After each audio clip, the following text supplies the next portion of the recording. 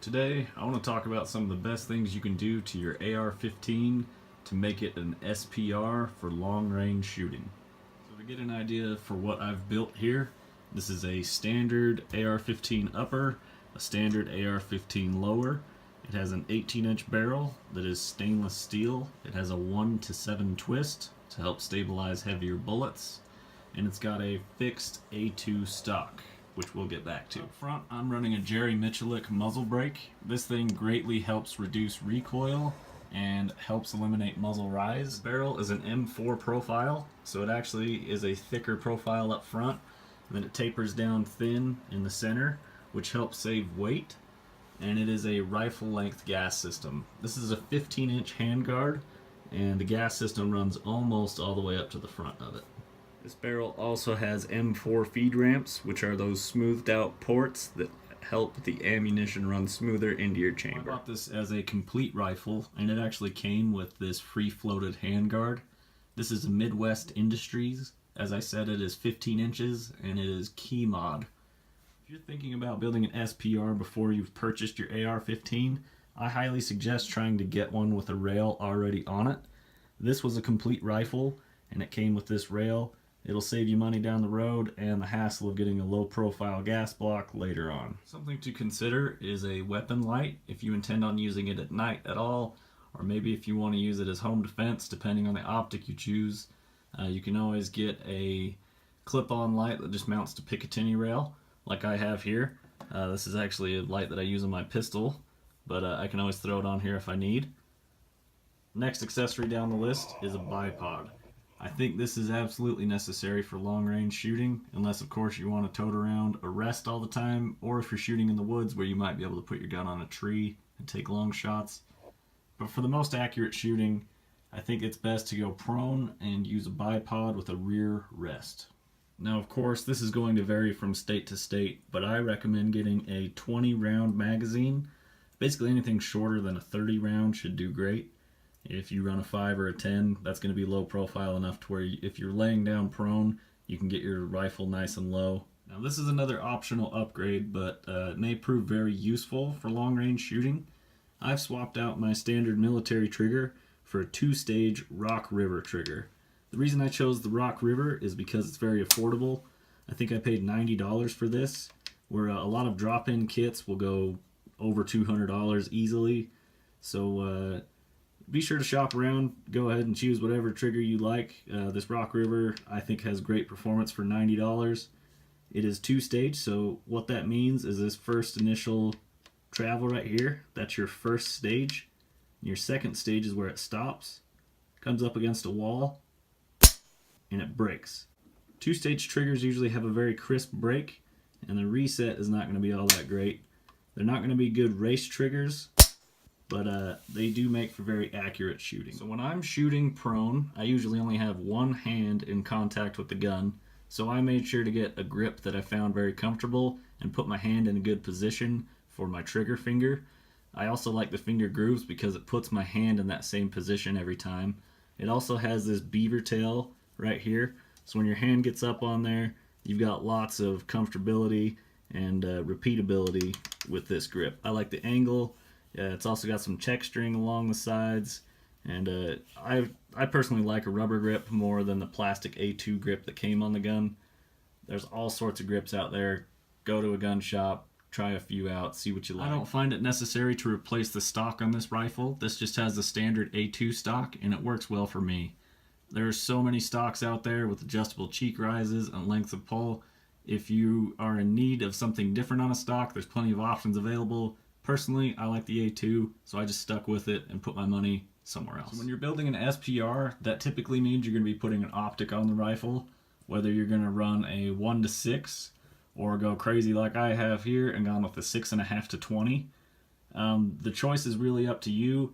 I really like a lot of zoom. I specifically do target shooting, so once I'm laid down in my truck bed, I'm not moving, my target isn't moving. A lot of zoom I like. It's my preference. A lot of people like 1-to-6, give them a greater field of view, and maybe that's all you need for how long you're shooting, but I really try and stretch this 223's capability, and I like to shoot out to 600, 800, maybe 1,000 yards. I haven't done it yet, but I intend to. But the optic's gonna vary greatly with how far you expect to go and how much zoom you want to achieve that. So originally with this rifle, I ran standard scope rings that you would use on a scope base on a bolt action rifle.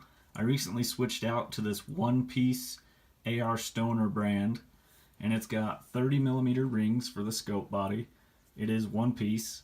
It's got these two nuts, so it's not quick detach, but it does have 20 MOA built into it, so that tilts the front of the scope down over here and helps you with long range shots, so you have more adjustability in your scope. So an accessory that I recently picked up for this is a brass catcher. This is the mount. It just mounts on Picatinny rail, and then the brass catcher has a small piece that just slides over the mount. It has some detents that hold it on, and now it will catch your brass that come flying out of your bolt. This way you don't lose your brass. I reload, so brass is valuable to me. Or if you don't want to have to go chasing your brass and pick it up, you don't want them wherever you are shooting, you don't want to litter, brass catchers are awesome, and they won't go flying around in your truck bed, land on you and burn you, or land on your friends and burn them while you're out shooting. So I think they're awesome. Looks a little goofy, but hey, I'll take it for what it does. If you're intending on carrying your rifle very far, a sling is a great accessory, but for what I do, I find myself rarely using mine, and I even made mine. But great way to go. I don't use it while shooting. I know some people can use them while sitting down to help support their rifle. I don't. I just shoot prone in the bed of my truck. Along with a bipod, in the rear, I always run a soft rest that I can squeeze and that will lift, or I can push down on my cheek and lower the rifle with. I really prefer a rear rest. It really stabilizes your rifle. You can almost get it to just sit right on target to where all you have to focus on is your trigger squeeze. And this will greatly benefit you as a shooter. If you've never tried a rear rest, I highly suggest doing it. You can get a sock and fill it with beans. I have a specific shooter's bag that's a lot larger than this that I'll use for the front of my gun on occasion, and I filled it with dirt from the desert. So there's many ways you can pull this off, and it's really important. It really helps you out. I highly suggest trying one if you haven't. Another accessory that could greatly benefit an SPR, but I don't have yet, is a bubble level for your scope. I intend on getting one soon, but if you're not shooting level, especially if you're correcting for your adjustments with your scope, if it's offset, then it's actually going to tilt you left or right from where you think you're going to hit, and you'll be missing by a few feet depending on how far out you go. So bubble level's good. Long Range Shooters of Utah just put up a video on how important that is, and I believe it. I need to get me a scope bubble level, and hopefully I'll start having more hits at long range. Another accessory that I have not upgraded yet, but I plan to in the future, is my charging handle latch. I'll probably just get an extended latch to stick out a little farther. With the bell of the scope, it kind of interferes with how much of a hold you can get on it. It's kind of hard to grab, especially once you're laying down. It gets kind of difficult, but get an extended latch, or even an ambidextrous one where both sides are longer, and when you grab one side it opens both. That's a good accessory to get. I just have yet to get one. One of the most important things you can do for long range shooting is ammunition testing. This gun that I just showed here, with 55 grain ammo from American Eagle, Federal American Eagle 55 grain, shoots terrible. This stuff is flying all over the place. With the same gun, shooting PMC, he gets slightly better groups. It's still flying all over the place. This is basically unacceptable. This would do terrible long range. I really wouldn't even be able to get hits past 200 yards with this. Here's some factory ammunition that does shoot great. Fiocchi 50 grain that is loaded up with a 50 grain VMAX round. This is about 3/4 of an inch, 3/4 of an inch, just outside an inch, and almost 2 inches here. But that's a great improvement across those other targets just by switching ammunition. Now personally, I hand load, so I'm able to get some pretty good results.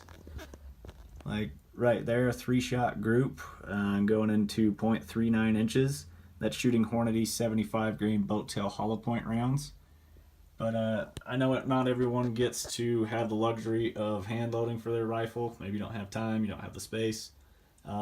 Test out different factory ammunitions. That's something that's going to benefit you greatly for long range shooting. You need to be as accurate as you can be at 100 yards, so that way once you're shooting farther, your bullet groups are only going to get worse the farther out you go. So be sure to get some good quality ammunition running through your gun, and that will help you along your way. Building my rifle, I found these to be some of the best upgrades I've done, and I'm on a budget, so I want to spend my money as wisely as possible. I'm sure a lot of you people are too, so take a look at those areas, decide what's most important to you first, or what you can afford first, and just kind of work your way through it. So keep it in mind what you intend to do with your rifle and build it for that purpose, and that will greatly help you accomplish what you're trying to do with your rifle. It will make it a better rifle for what you're trying to do with it. Well, I appreciate you guys checking out the video. Be sure to take a look around my channel. I do a lot of videos on hand loads and testing, and I go on a lot of shooting trips, shooting long range at steel targets with audible impacts. Those are pretty fun videos to make, so be sure to check those out. Go ahead and drop a comment if you have any questions. Thanks to the people who do subscribe. I hope this helped you out. Have a good one, and I'll see you in the next video.